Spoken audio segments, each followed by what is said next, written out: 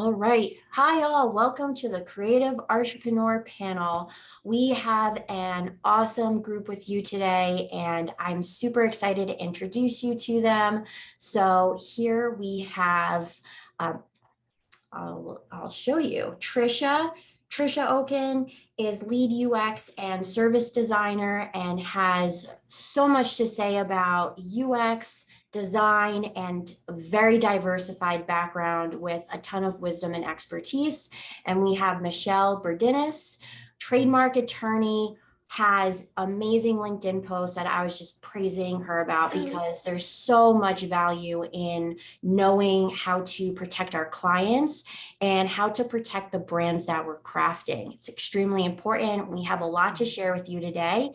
So I am going to pass the mic so that they can introduce themselves. And when you introduce yourself, answer the question, what does Artrepreneur mean to you? Passing the mic to Trisha. Hey, hi everyone. My name is Trisha Oken, and as Shreya mentioned too, I'm what's called a user experience designer as well as a service designer. And pretty much what that entails is looking at the full experience of how people possibly interact with an idea, with a particular task they're trying to accomplish, and how the business would like to craft the experience that's best for the people using the service itself. And for me, most of my clients tend to be organizations within the public realm or focus on healthcare, Medicaid, as well as different design innovation. And usually my tagline is like designing for the public good and for the good of your business. And so, yeah, I've had about, oh my gosh, I think 20 years experience now designing. I just realized, I was like, let me count on my fingers and toes. Yeah. Should I also say my location? Is that like, is that a good thing? Yeah. Yeah, sure. I'm originally in New York. I'm an American, but I'm based over in Scotland right now. And so for me, it's a little bit after 10 o'clock. And I'm still like really happy to join everyone. And let's see, in terms of what does entrepreneurship mean to me? That's a really excellent question, because I kind of call myself like I'm an artist who's trying to reacquaint myself with being an artist as well too.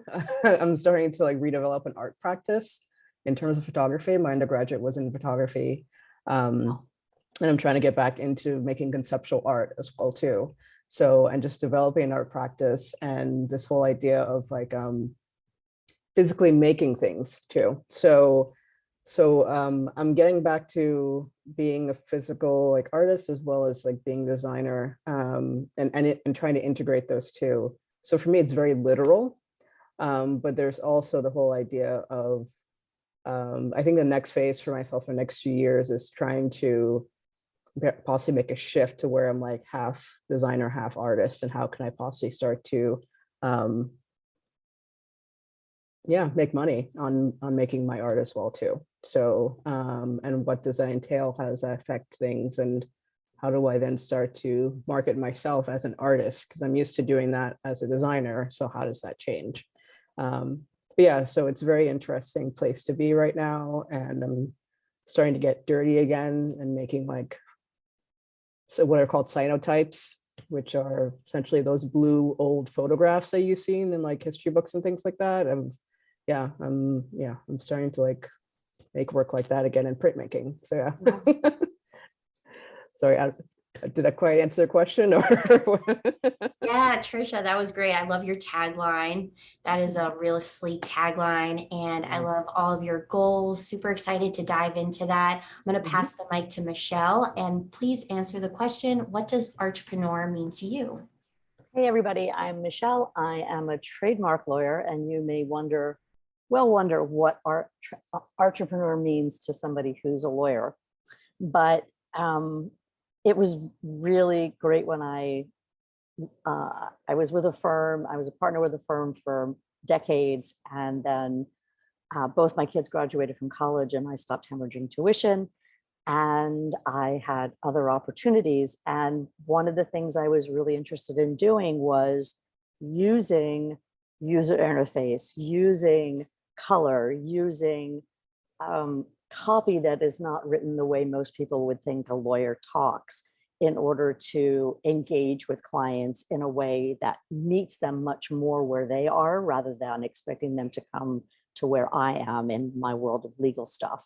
So it was really important to me when I created my website. And my website is my business. It's not just a brochure for my business. My whole legal practice is run through my website, all of it, the filing and the financial back end and everything. But it was, there was a moment when I was creating the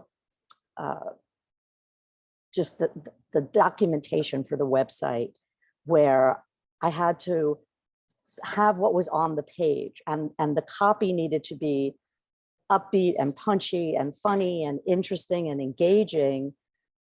But at the same time, the whole website had to work, like from a database perspective. And when they hit the word next, it had to take them to the page that they needed to go to based on what they answered. And it was this combination of being an engineer and needing to be that artistic thing. And I've never done crack, but I think that's what your brain feels like. Because that was really the first time in my life where I took those two different parts of my brain and had them working at the same time. And it was so cool. It was the greatest experience. And I love now still being able to use those different skills and stuff to, like I said, meet my clients where they are. I love that, Michelle. That is such a funny analogy. And it also is really great to hear how your law firm works, that you're totally digital. I love that, of course, because so is In Creative Company. So I totally vibe with like just all digitized, totally remote. That's the way we roll. And it's cool that you do that too. So I'm going to have you answer the next question, which you started to get into, but would love to find out more. So for Michelle, how did you get started and what is your biggest milestone up until now? Yeah, so like I said, kind of did the old school thing, was with a firm, and it was fine. But the biggest problem with being a lawyer is that you spend your whole day working with other lawyers. And I think their reputation is well deserved. So like I said, left my firm, moved to New York City, and started all over from scratch, creating a website that could actually be my product. And it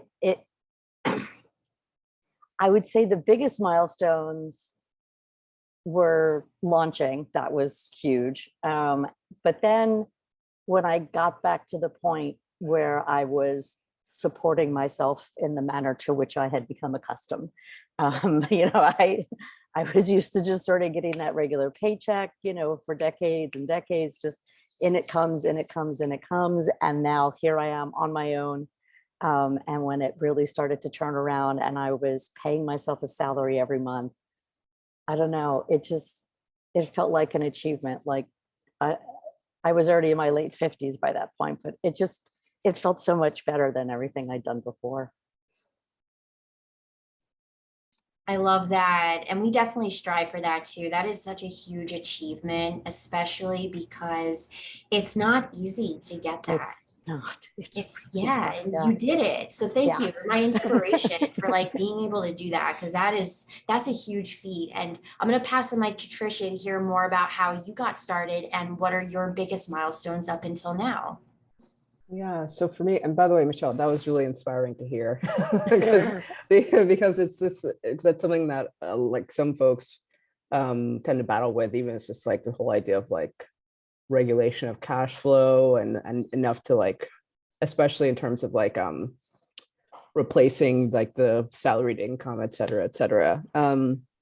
Yeah, so for me, the way I got started was, as I mentioned, my undergrad was in photo, and then I started out going to grad school, doing like essentially digital stuff and human interaction design, and what have you. And I actually left grad school because I had to like do some personal stuff, but then I started working. It kind of forced me to go to work to a certain extent, and that's when I was learning on the job.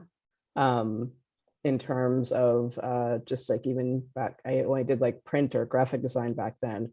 But for me, my career just evolved. And so it just became more and more digital. And if you remember, like until I finally got like a job where I was doing, now I realized back then I was doing like product and mobile design, like all the way back in like 2006.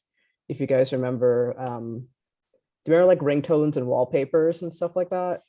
Yeah, like I was a person who was like designing mobile landing pages and stuff. And so and so I pretty much always joked that I like owe everyone in the world like $5 because I took all of your like ringtones and wallpaper money and everything. So yeah, but ever since then, like by every time I would go, I move to another position. So then became like a product designer. So my job title evolved as like my career evolved, and how as the web evolved as well too, right? So I'm at this point now where at a certain point I was like, oh yeah, so I'm pretty much a service designer. I'm not simply like a UI person, because I'm much more into design research. So I'm very much like a user experience researcher and design researcher and a service designer. In terms of milestones, I've been thinking about this for the last couple of days, and it's really, really weird. Maybe it's just vacation brain or something. I don't know. But I've been trying to think of like certain milestones, and weirdly enough, I would say one of them is finally graduating from grad school, because it actually, because I'd mentioned I'd left like early on in my grad school career due to like personal stuff, and I was like essentially supporting my family. And at one point, I was given the opportunity to go back to graduate school. And yeah, and so I was able to finally graduate and get my MFA. And that was like a huge milestone for me, like around 10 years ago or so. And I had already like, I'd been doing like everything that I'd been learning about at that certain point, but it was really great to go back and finish. I think another key milestone in terms of growth for myself too, and just opportunities, was when I was invited to teach user experience design, the immersive program at General Assembly in New York. At first, I was kind of like, I got in kind of like on the ground floor, where I was just teaching other smaller workshops with them before they really went like full bore. And I was offered to teach at the, like, just for a few weeks for the course in London. So that for me, that was a really big deal, because I'd been wanting to move to London for like, since I was like 12 years old or something like that. So for me, that was like a huge like career highlight also, that someone was like, oh, wow, you actually know enough to, you're like, you actually know enough to do this. But at the same time though, it's so funny, because just by teaching all these principles of user experience design or what have you, I also learned myself, because in some ways it actually kind of formalized some of my education, like, because I'm someone who's very much self-taught. And so it's and that's when it really became true, that phrase of like, by teaching, you also learn. I learned so much from people as well too. And we had this really excellent exchange, and I ended up teaching, I ended up teaching the UX design immersive course, both in London and New York, for like 2.5 or like 3 years or so, in both places. And so for me, that was a huge milestone in my career. I think that was a huge major career shift. And it really, if anything, it helped me lean into like what I now realize are like my empathic skills, because something else about that particular course and any other type of bootcamp course like that is that you're also teaching people how to learn again, because a lot of those folks go to those boot camps after whether they've been out of, they're 28 years old and they're out of university for 6 years. I had folks who were essentially doing like a late midlife career change, like someone who was a lawyer. She was like 50 something years old, and she was changing from being a lawyer to being a UX person. And it was just such a really great, diverse environment. And so you're actually teaching people how to learn again in a different way, because they've been in this like working situation for so long. And then too, it's also it's also taking on the stories and the struggles of people, because it's very intensive. Because if you're teaching like 20 different people, you're taking on all of their anxieties, all their worries about them like stretching and growing into like a new career that they're really scared about. So there's this really excellent exchange. And so, yeah, I think that was definitely a milestone and a kind of like a pivot to my career where it formalized even some of the ways that I approach design research now, in terms of making sure people feel safe when I'm asking them things, but also how do I preserve like my own mental space, and how do I preserve my own energy and just like keep everything going. And I'm also someone who I try to make sure everyone's heard. So it was a really good experience. And I think that was a huge milestone. Sorry, that took way too long. You did No, a that lot. was- You did a that lot. was- Yeah, fascinating. That was really, really interesting though. Wow. No, thanks. Yeah. Congratulations on the MFA. That Oh, is a thank huge you. milestone. That's a goal of Yelly and I's. Continuing education and pursuing that and making it happen is such a big deal. And then just following through and having that whole process is a journey. And I Yeah. love knowing that you did that, and it's inspiring to pursue it and that it's possible. And then also General Assembly is an educational institution that I look up to. We've gone to General Assembly classes, and then we've also worked with a General Assembly class as well that helped us with our own UX research. So the fact that you worked with them and are an instructor and you're a part of that whole ecosystem is amazing, because it's great to pass on that knowledge and be a part of it. I think that actually segues into my next question really well, because I want to hear how you build relationships with the clients and collabs in your network, because that's a huge aspect of being a successful creative professional. So I'm going to pass the mic to Michelle to hear how you do that and what advice you have for us. Wow. This is a hard one. So I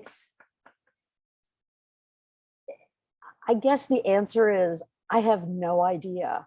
I know how I did it. I know that I spend every day with equal parts overwhelming joy and absolute abject terror. I think if you're feeling both of those things at the same time, I think that means you're doing it right. Everything about it is hard. There's about 850 million skills that you need in order to be successful. And Trisha, when I was listening to you and I was hearing you talk about what the skills that are needed to teach people, and you're right, there's like this massive, right? You would think if I know my subject matter, I can teach. And that's not true. That's like step one. and then there's 15 other steps beyond that. There's all the things that you mentioned.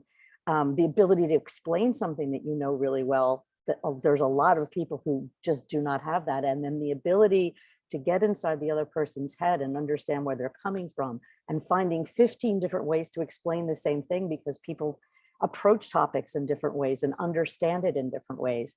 And I think when you're an entrepreneur, you're called upon to do so many different things, so many different skills that you need. And I guess if I would say one thing, so my practice before I left my firm, I represented startups for about 20 years. And so I saw a lot of startups fail and a lot of startups be successful. And if I could categorize and say, what's the difference? I would say that a successful entrepreneur is somebody who knows what she does well and what she doesn't do well, and then finds people to do the things that she doesn't do well. And an unsuccessful entrepreneur is somebody who thinks, if they can't do it well, it must not be important. And that might be something like accounting or sales or right. And so because I had that experience working with other people and watching them succeed and fail, the minute I started this business, I reached out and found somebody who codes robust database driven websites. I found a company that designed my B logo and came up with Beeline and set my palette for me and explained like, this is how you use it. And these are your fonts and you should use them. And I found, I reached out to my favorite accountant and got her on board and brought and again, I'm unbelievably privileged and fortunate that I had a lifetime's worth of earnings and I had savings that I could draw upon in order to do that. But I went out, I hired a malpractice lawyer to go over my business model because it's really weird and it's really different and it's not the way other people practice law. And I wanted to make sure before I launched that I wasn't going to get in trouble. So she was really weirded out. It's like, no, you're supposed to come to me after you get in trouble. You're not supposed to come to me now. But that I wanted that. I wanted that expertise, and I'm a lawyer, but I don't really, I'm not qualified to do that. And I think that that's the thing. And so you rely on those people. They teach you lots of stuff. Like I know now that if I'm going to do a trade show, I don't go to my marketing people and tell them about it 3 weeks beforehand. You go to them a long time before that and they train me. It's like, no, this is how we do things. And this is how it works. And I'm really, really grateful to everybody who's like fed me information and fed me product and everything else that I need to make it work. So I don't even remember if I answered the question, but that's what I have to say. Thank you. That was amazing. So many like very poignant things stated in that, especially with what determines success and what breaks success. I think everyone has the potential to be successful, but they have to do the right things and have the correct priority to get there. So very insightful and definitely something that I feel like I need to hear routinely, like reminders. It's like wisdom that you need to hear consistently across the entire entrepreneurial journey. So I'm going to pass the mic to Trisha and hear what you have to say about how you build relationships with the clients and collaborations in your network. Yeah, I think it's kind of similar to Michelle, where the people in terms of my repeat collaborators are folks who we know each other's strengths, right? And so for instance, like Danielle Hughes, and which a couple of you may know, like she's a really excellent copywriter and we work pretty well together, what have you. But we play off each other, but at the same time though, we know what each other's strengths are, right? And so so there are a few other folks that I collaborate with, but at the same time though, the people with whom I collaborate, we also have a certain kind of gel, and so our brains may work similarly, but they complement one another, right? And so I think even before I really understood what I was doing in terms of like UX, I always wanted to work holistically. I'm someone who, even when I was a kid, I always like rooted for the underdog. So I always wanted to bring everyone else along with me. And so like I prefer holistic teams. So, and I tend to build connections between what each person could be doing and how it relates to each particular part of the project or to the entity that you're working on, right? So the copywriter has her own sense of creativity, but copy and text has also has an effect on what the visual design may look like, what the actual experience looks like, and we talk about that. Same thing with like developers or any of the other stakeholders, and so yes, for me, primarily, I try to be collaborative and I try to bring pretty much everyone into the table to understand where their experience helps make the ideas better. And it's not necessarily it's not necessarily something where like everyone's ideas are going to be used, right? And I use the analogy of like the Homer Simpson car. Do you remember what that particular episode of The Simpsons where he had like all these ridiculous ideas or something like that, and they just built it, and it just ends up being like a complete crap show.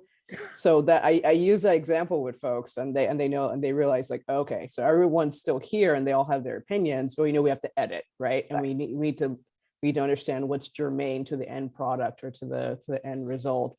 And I think that, yeah, that ends up working out pretty well. And something else too, in terms of building relationships, just in the way I talk, I tend to speak in metaphors. So for instance, just how I use the Homer Simpson car thing. So I tend to, that's just the way I am. It's the way my brain works. Sometimes it works like a comic book or something like that. So I tend to just like, I think, speak in very visual metaphors, and that tends to help people understand what we're trying to do going forward, right? And a way of like recalling back to something that they may have like seen when they were like a kid, and then that helps them understand what we're going to be doing next. Yeah. And that's just naturally how my brain works in general. So I love that. Thank you for sharing your experience collaborating and playing on people's strengths and knowing what everyone does well and allowing everyone to share their ideas and being open to editing. And I think having that framework and that conversation in the beginning just puts together that creativity that we're always trying to achieve in the projects that we're doing, where we want to hear the ideas, and some make it to the end product and some don't, but all are valid and appreciated and encouraged. And that's exactly what I always try to do. And it's great to hear how you do that, because it is a framework that needs to be created. It's a culture that's fostered. I wouldn't say that happens automatically. I've definitely been on teams where that did not happen. yeah. And figuring out why that didn't happen and why those relationships were not built that way, I think is a huge indication of what can be done, and also the birth of why In Creative Company happened, because we always strive for that. And that was very much the essence that we're trying to build. So amazing insights. We're going to segue into expert questions.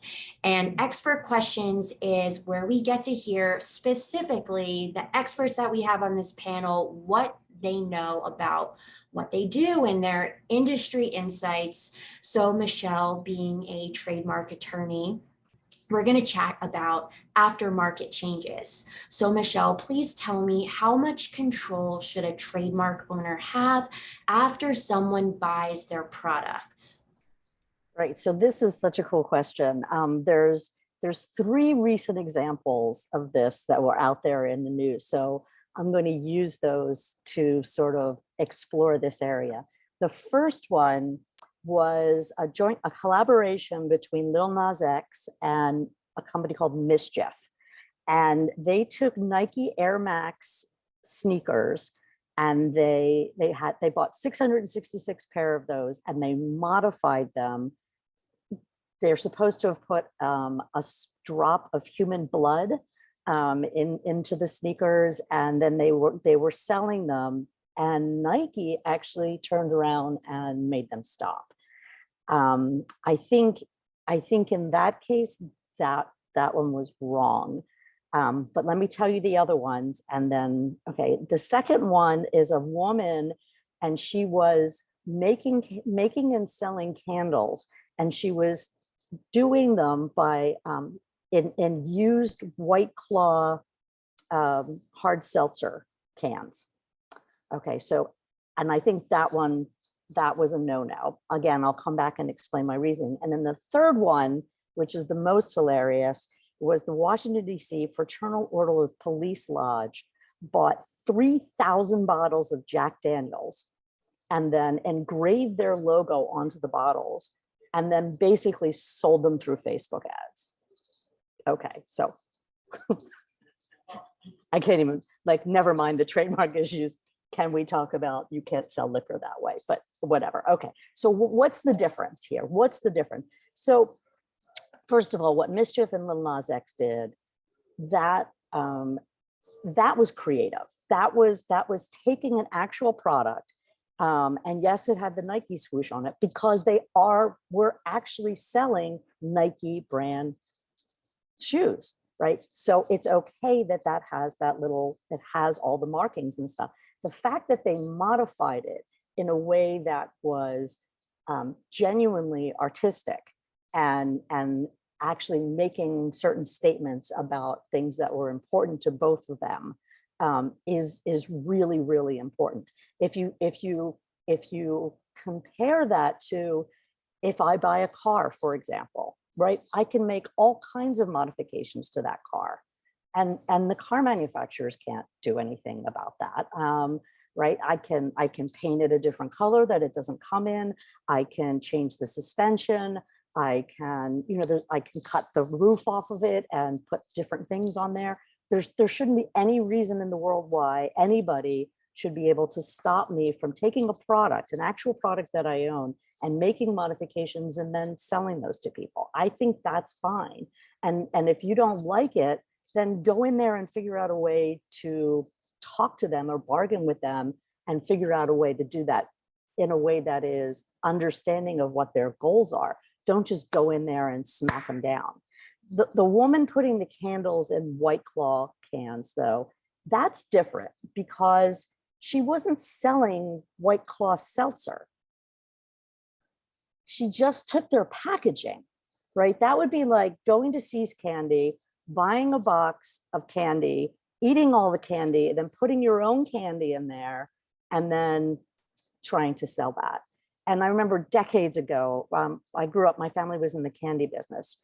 And I remember my dad was one time in the store and a woman said she wanted a 2-pound box of chocolates. So my dad got an empty box and she went, I want 2 of those and 3 of those and 1 of those. And the box was about half empty. And she said, okay, that's enough. And my dad said, well, there's only about 1 pound of chocolates in here, so I'll put it in a 1-pound box. And she said, no, that's okay. I have some things at home I'm going to put in there. And my dad was like, no, you're not. And she refused to let him move it to a little box. And he took one of those great big black crayons and crossed out where it said 2 pounds and wrote 1 pound on there and said, here's your chocolates. Right. Because it's like that, right. She's not selling White Claw the way that Lil Nas X was selling Nike sneakers that he had modified. She was just using the can. And so that created an association where she wasn't even really selling that product. And the other thing, there wasn't really anything artistic about that. She wasn't actually making any kind of a statement. She was just kind of using the cans. The DC police, aside from the fact that, I mean, literally they were selling it through Facebook ads to children. I mean, they weren't even, these are police officers. They weren't even like checking IDs. They're just shipping it through the mail. Crazy stuff. But again, they also, it's not so much that they then put their logo on the back. If they had done that, and then just kind of given them away or sold them in a way that was legally, that would be more like the Lil Nas X story. But when they advertised it on Facebook, they said in partnership with Jack Daniels. No, so they were The right. gall, wow. Right. Gall, yeah. So, yeah. So if you, I think you have no right to stop somebody from using your trademark goods, from modifying and selling it, as long as, they're complying with the law, like they're not selling booze to minors and things like that. As long as they actually are selling your product that has been modified and not just the packaging.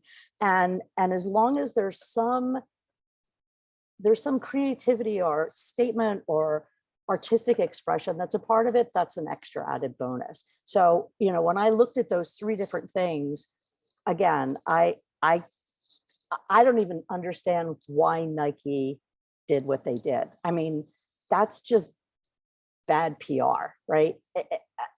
Why are you doing this? It doesn't even make sense. So anyway, I could talk about this for about 600 years, but that's where I draw the line. Are you actually selling the product that's just been modified? And especially if you had some artistic adding to it, that would be really important too. Thank you for sharing that. And anyone that wants to know more, Michelle, look her up on LinkedIn, has very in-depth, informative LinkedIn articles and posts about this all the time. So that's definitely a resource to use. And we're going to pass the mic to Trisha. So Trisha is an expert lead UX and service designer. So your expert question is, how do you put yourself in the mind of the consumer? Yeah, and then actually I'm going to answer one question prior. That's one that Yael had in there. So how to describe what we do as service designers. So the way I try to explain is that imagine if you're, especially in this really, really hot heat right now going on in the US, imagine if you're standing in line in Disney World in Orlando, Florida. It's absolutely baking, right? But at the same time, that from the time that you arrived at the park, even before you arrived at the park, the experience of you buying your tickets to get into the park probably online, and the way you felt when you were trying to buy those tickets, and what were you feeling? Were you trying to fulfill like the wish of like one of your kids or even one of your own wishes, right? And then how does that feel compared with the task that you're trying to accomplish? You're like, okay, well, how do I decide what kind of ticket I want? Do I want this fast track, X, Y, or Z, right? And then there's also the feeling of, or the experience of you actually being in a line and waiting in line in the hot Florida sun. It's 100 degrees or 80% humidity. You're standing in line and you are paying these people $300 a day to do it, and you are loving it, right? because I mean, Disney actually has a whole division of designers called line managers and line designers. They design that experience of how people feel while you're standing in line. So that's the reason why there are things like characters, people dressed as characters going around to entertain you and to distract like your kids who are possibly getting fussy because they're tired and they're hot and all this other stuff like that. The folks who like created the fast track services, all these things, you know. So understanding what the service is not just like the immediate, like, let me tap on the phone and do X, Y, or Z. It's the entire process. It's the entire experience, like literally from the time that you yourself identify a want or a need, and how does the business actually help you refine that and then accomplish a task in order to meet those wants or those needs going forward. And that applies to, you know, whether you're working with a bank and it's a bank service, that may apply to, like I said, with Disney. A really excellent example that I love to give folks is, for instance, in the UK a couple of years ago, there's this campaign to help out, to help, there's a lot of period poverty in the UK. A lot of girls and women cannot afford sanitary items, right? Like pads and tampons or what have you. And so what some parts of the UK government did was that they launched this project, and what did they do? Revolutionarily, they talked to the folks who are actually using these products, right? And especially folks in that, right? And folks who are in that particular income bracket. And the solution they came up with, because its entire service, is that they decided that the best place for people to get help was actually through libraries, because it's honestly, like socially, societally, it's one of the only places you can go for free anymore in terms of a third space, where you do not have to pay for entry whatsoever. So what happens is that they then decided to put free tampons, pads, and what have you in the bathrooms in a whole bunch of different libraries, so people can go whenever they need to. And it's specifically, and it was also addressing a couple of different end user needs, right? So these may be folks who just couldn't afford it, period, right? This may be, let's say, little kids who are maybe 10 years old, but they're afraid to tell their parents because culturally, because number one, they just may be afraid to because they don't know how to speak about it yet, because it's very, very young, but periods are happening much younger now. Mm-hmm.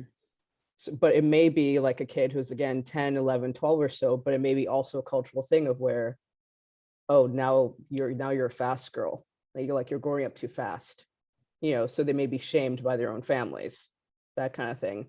Or they may be in abusive situations, actual abusive situations where their parents refuse to buy stuff for them. So even with that, we've already addressed 4, and that's only just the girls, right? And not necessarily with the adults, who may also need this. For instance, may have abusive partners, whatever it may be, right? So just literally from talking to people, they understood that, this is what these are who we can possibly help, and the reasons why. And what do they all need? They all need a place with easy access. And where's a place with easy access? A library, period. No pun intended. So in terms of like, genuinely, and so in terms of like service designers, that's pretty much what we do. We go through the entire process to understand how we can meet people's needs. Again, it's not necessarily something that's always around NGOs or nonprofits. Capital One, actually, they have a really, really good UX team, and they hire service designers all the time. They're like, that's one particular corporate, also Bloomberg too, actually. Especially Bloomberg, because if you've ever seen a Bloomberg terminal, that's like the ultimate like service and UX design, because these are traders who have to like know all these different codes or whatever, and they're looking at 3 different screens, and they're essentially dealing with like several $1 billion at like the drop of a hat. So yeah, so Bloomberg, in terms of corporate service design, and Capital One and other folks are really big into that. Yeah, so that's what it is, a service designer. So to answer your original question as to how do I get into the mind of like consumer, weirdly enough, I tend not to use the word consumer. Like about even 20 years ago, I bristled at like that change. And I started noticing in like newspaper articles that authors kept on referring to people as consumers, and I thought that was very weird and dehumanizing. And actually within the UX community in the last like 5 to 10 years, people have even started to move away from using the term users, because it also feels dehumanizing in some ways. And we just say people. I mean, literally, so it's just bringing back like the humanity to it, right? Because like constantly saying consumers or users, it's something that's like, it's looking at people as like individual economic units, and not necessarily people who have needs and wants and desires, and who are possibly have an equal partnership in what's going on, right? So yeah, so that's like one little aside there. So in terms of how do we get into heads of people or users or consumers, for me personally, my background was, I've always been very humanities based. So I've always like read a lot. I'm kind of like a Jill of all trades. I've always read about little things here, little things here, little things there. So I have this weird like database of like random ass knowledge in the back of my head, that I'll end up calling up, right, when it's relevant. And then that ends up being like a little bit of a thread. Be like, okay, so that means that in order to get real data, this is a really interesting piece of information. But in order to get real data, we could possibly talk to this types of people, right? Because who would possibly be using this? And I'm very much in favor of secondary research. So it's primary research in terms of talking directly to people, but then there's also looking at the full context, right? So for instance, so if we're talking about, if we go back to the period poverty example, we're talking to folks who are using those particular products, but then who else can we talk to? We talk to their teachers, right? We could possibly talk to just librarians, social workers, to understand what they're seeing as well too, right? And depending on what your budget is, you could also talk to like folks who are corporate, right? Because then the folks who are in corporate, or who are in like, especially in like the corporate social responsibility stuff, have they noticed a certain pattern in terms of like where they give away products to? And then that's where we can start to like build like an overall picture of what are like the corporates seeing, and where are they like sending all of their money and who are they partnering with. And then you may get another set of people they can even talk to, are those like nonprofit sponsors that or nonprofit partners that you could then talk to. So I'm someone who tends to like look at like first person and second and then third, and then eventually have it come back together. That's the way that I try to get into and build a larger picture. So what's going on and what people need and how we can serve people. Thank you for your stories. That made me understand more the importance and how we can utilize this. And I especially appreciate knowing what the trends are in the language of UX, because it is such a huge topic that I'm vastly interested in, but it takes a lot to Yes, yeah. like actually learn it. Like it's such a large topic, but it intertwines into everything. Everything involves it. So much to know, your wealth of information. This has been one of my most favorite conversations because there's just so much wealth within this virtual room that I just want to like keep pulling from and learning more. I've learned so much in this short amount of time that I could just dream about all the other conversations we'll have. I have a question from Yelly that I'm very excited to ask Michelle. So Michelle, did you set up your website before offering your services? In other words, did you take a leap of faith and the proper time to get set up before sharing your product? I did, yeah. I had everything going, and you know, I had to, I had to bring everything down, right? The whole thing is just a gigantic decision tree. And I had to help somebody traverse that path instead of by talking to them, which is what I've always done in the past. I had to help them traverse that path all by themselves.